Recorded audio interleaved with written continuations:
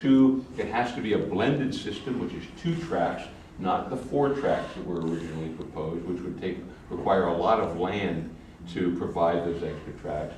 And the third one was that if you want to change this system on the peninsula, you know, before the board could just say, well, we're going from 2, we're going to do 4. That's all they had to do.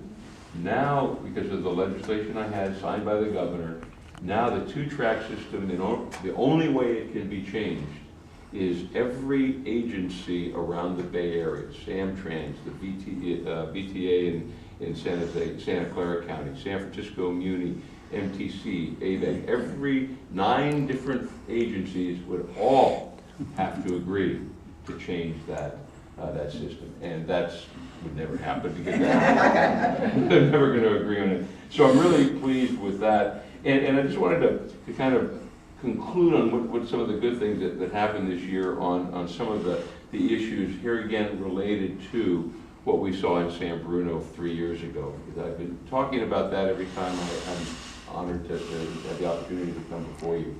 And as you know, that was a tragic event, and it's right over the hill. 8 people were killed, 38 homes were destroyed. 50 other homes were damaged, and a number of people were injured in that as well. The sad part is it wasn't an accident. It didn't have to happen, and it did. And what we've learned over the time, and what I've learned almost immediately, and here again, it really made me mad, was that it didn't have to occur.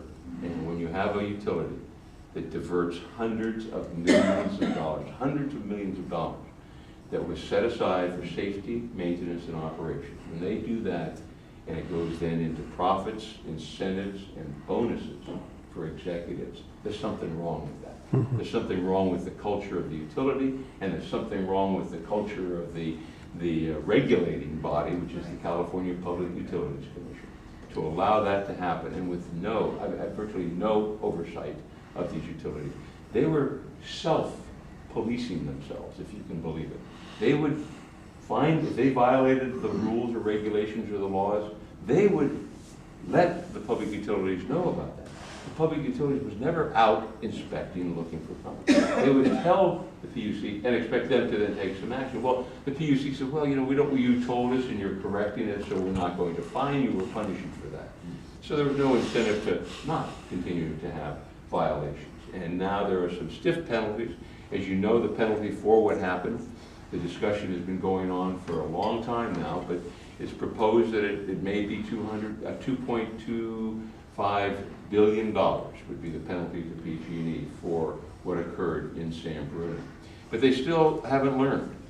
They still don't have the infrastructure in place, and I believe they don't have the culture to prioritize safety over other things and to give us